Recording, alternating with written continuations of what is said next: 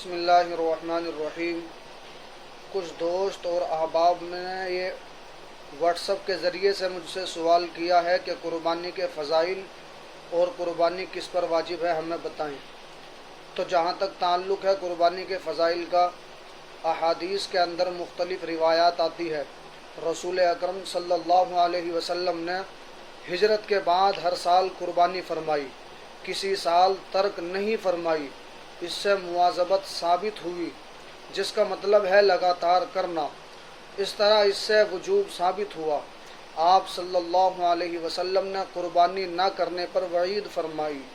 احادیث میں بہت سی وعید مذکور ہے، جیسے کہ آپ صلی اللہ علیہ وسلم کا ارشاد گرامی، جو قربانی نہ کرے وہ ہماری عیدگاہ میں نہ آئے۔ قربانی کی بہت سی فضیلتیں ہیں۔ مسند احمد کی روایت میں ایک حدیث ہے، زید بن ارقم رضی اللہ تعالیٰ عنہ فرماتے ہیں کہ نبی پاک صلی اللہ علیہ وسلم کے صحابہ اکرام رضی اللہ عنہم مجمعین نے عرض کیا کہ یہ قربانیاں کیا ہے؟ آپ صلی اللہ علیہ وسلم نے ارشاد فرمایا، قربانی تمہارے باپ حضرت ابراہیم علیہ السلام کی سنت ہے۔ صحابی نے معلوم کیا، ہمارے لیے اس میں کیا ثواب ہے؟ آپ صلی اللہ علیہ وسلم نے فرمایا، ایک بال کے بدلے میں ایک نیکی۔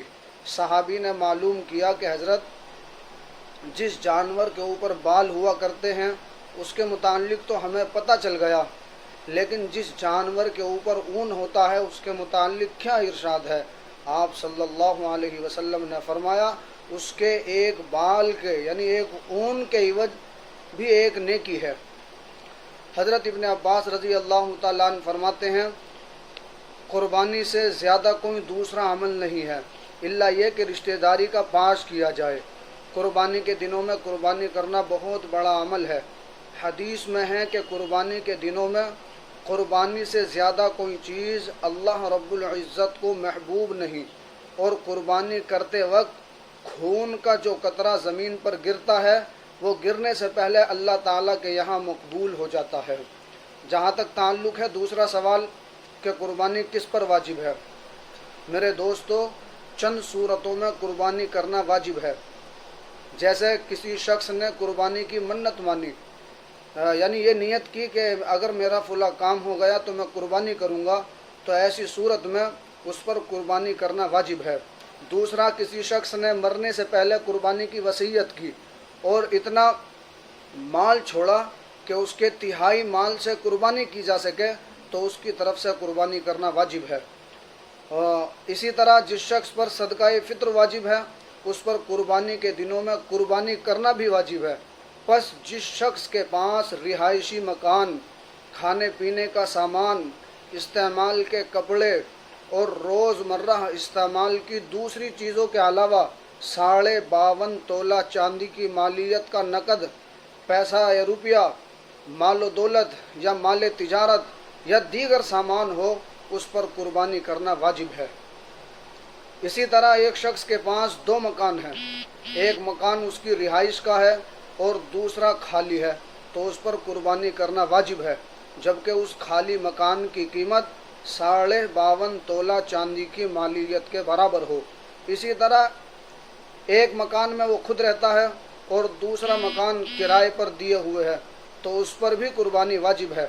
ہاں، یہاں پر ایک صورت ہے، البتہ اگر اس کا ذریعہ معاش یہی مکان کا کرایہ ہے تو یہ بھی ضرورت زندگی میں شمار ہوگا اور اس پر قربانی کرنا واجب نہیں ہوگی۔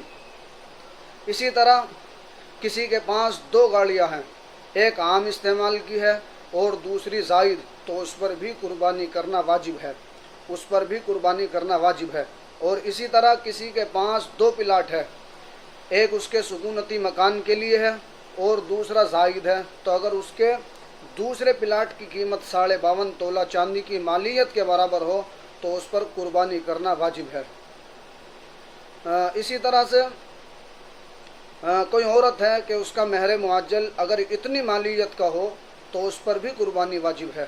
یہ صرف والدین کی طرف سے دیا گیا زیور اور استعمال سے زائد کپڑے نصاب کی مالیت کو پہنچتے ہو تو اس پر بھی قربانی کرنا واجب ہے۔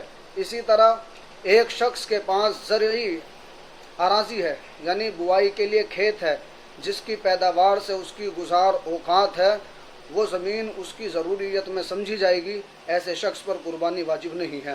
اسی طرح ایک شخص کے پاس ہل جوتنے کے لیے بیل اور دودھیاری گائیں، بھینس اور اس کے علاوہ اور مویشی اتنے ہیں کہ ان کی مالیت نصاب کو پہنچتی ہے تو اس پر قربانی کرنا واجب ہے۔ اسی طرح ایک شخص صاحب نصاب نہیں، نہ قربانی اس پر واجب ہے، لیکن اس نے شوق میں قربانی کا جانور خرید لیا، یعنی جب اس نے جانور خریدا تو یہ نیت کر لی کہ میں اس کی قربانی کروں گا، تو پھر اس جانور کی قربانی کرنا واجب ہے۔